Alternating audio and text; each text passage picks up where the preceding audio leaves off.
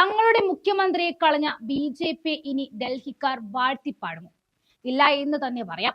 ഇക്കുറി അംഗം മുറുകുമ്പോൾ ഡൽഹിയുടെ വിധിയെഴുത്ത് രാജ്യത്തിന്റെ പ്രഥമ കണ്ണിയായി മാറിക്കഴിഞ്ഞു.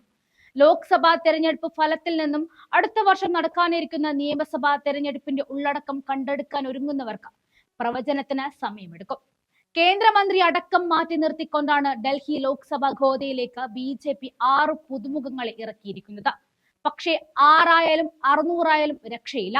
നിയമസഭാ തെരഞ്ഞെടുപ്പിൽ ആം ആദ്മി പാർട്ടിക്കാണെങ്കിലും ലോക്സഭാ തെരഞ്ഞെടുപ്പിൽ പൊതുവെ ഡൽഹി ഒപ്പം ചേർത്തത് ബി.ജെ.പി ആണ്. പാർട്ടി രൂപവൽക്കരിക്കപ്പെട്ട 1980 മുതലുള്ള കണക്കിൽ കോൺഗ്രസിനേക്കാൾ കൂടുതൽ ഡൽഹിയിൽ നിന്നും ലോക്സഭാ പോയിന്റുകൾ ഉള്ളത് ബി.ജെ.പിയുടെ ടിക്കറ്റിനാണ്. നിയമസഭാ തിരഞ്ഞെടുപ്പുകളുടെ ചരിത്രം നോക്കിയാൽ 1993 ശേഷം ബി.ജെ.പിക്ക് ഡൽഹിയിൽ സർക്കാർ ഉണ്ടാക്കാനായിട്ടില്ല. കോൺഗ്രസിനെ വെട്ടി 2012 തുടങ്ങിയ എ.പി.യുടെ ജൈത്രയാത്രയാണിപ്പോൾ ഡൽഹി സെക്രട്ടേറിയറ്റിൽ. എന്നാൽ കളി മാറി കളം മാറ്റി ചവിട്ടിയവർ ഇന്ന് തലസ്ഥാനത്ത് വോട്ട് ചെയ്യാനുണ്ട്. താമരവട്ടത്തിൽ ഒന്നും നോക്കാതെ കുത്തിയവരിനിയൊന്ന് ഇരുത്തി ചിന്തിക്കും. കാരണം തലസ്ഥാനം എന്ന് തകടം മറിഞ്ഞെങ്കിൽ അതിനു പിന്നിൽ ഒരൊറ്റ പേര് ബി.ജെ.പി. രാഷ്ട്രീയ ചരിത്രത്തിൽ കേട്ടുകേൾവിയില്ലാത്ത സംഭവ വികാസങ്ങൾക്കായിരുന്നു ഒരു മാസമായി ഡൽഹി സാക്ഷ്യം വഹിച്ചത്. ഭരണത്തിലിരിക്കെ തന്നെ ഉണ്ടായ മുഖ്യമന്ത്രിയെ അറസ്റ്റ് ചെയ്തത് തന്നെ അസാധാരണം. കെജ്രിവാൾ തിഹാർ ജയിലിലായിട്ടും കീഴടങ്ങലിന്റെ സ്വരം എ.പി.യിൽ നിന്നും ഉയരാതെ വന്നപ്പോൾ രാഷ്ട്രീയം എത്തിയത് മറ്റൊരു ഘട്ടത്തിൽ. രാജിവെക്കില്ല എന്നും കെജ്രിവാൾ ജയിലിൽ ഇരുന്ന് ഭരിക്കുമെന്നും ആം ആദ്മി പാർട്ടി പ്രഖ്യാപിച്ചതോടെ രാഷ്ട്രീയത്തിലെ പുതിയ പോർമുഖം തുറന്നു.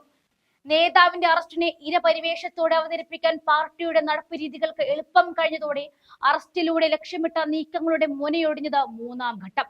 ഇവിടെയാണ് ബി.ജെ.പിക്ക് അടിതെറ്റിയത്. മെനഞ്ഞു കൂട്ടിയ സ്വപ്നക്കൂടാരം ചീട്ടുകൊട്ടാരം പോലെ തകർന്നു വീണു. കോൺഗ്രസും എ.പി.ക്ക് കൈകൊടുത്തപ്പോൾ ചൂടുവെള്ളത്തിൽ വീണ പൂച്ചയെ പോലെയായി മോദിയും അമിത്ഷായും. അതിബുദ്ധി കൊണ്ട് കയ്യിലിരിക്കേണ്ട സാധനം കൊണ്ടുകളഞ്ഞ ബി.ജെ.പിയുടെ മണ്ടത്തരത്തിന്റെ വിത്തുപാകിയ രാഷ്ട്രീയം. പോർമുഖത്തിലെ 7ൽ 6 പുതിയിനം വർഗീയ കാളകളെ ഇറക്കിയതോടെ അധപതനം സമ്പൂർണമായി. എല്ലാം വെള്ളത്തിൽ വരച്ച വര. ജയിലിൽ നിന്നും ഭരണം പ്രായോഗികമാണെന്ന ചർച്ചയിലേക്ക് രാഷ്ട്രീയം പതുക്കെ കേന്ദ്രീകരിച്ചു.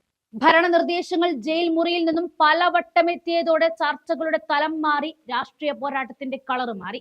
ഇനി മെയ് 25-ന് കോൺഗ്രസും എ.പി.യും കൈകോർക്കുന്ന ഇന്ത്യ സഖ്യം വരുമ്പോൾ ചരിത്രം പഴങ്കഥയാകുമോ എന്ന കടങ്കഥയ്ക്ക് ഉത്തരം തേടുകയാണ് രാജ്യ തലസ്ഥാനം ഇപ്പോൾ.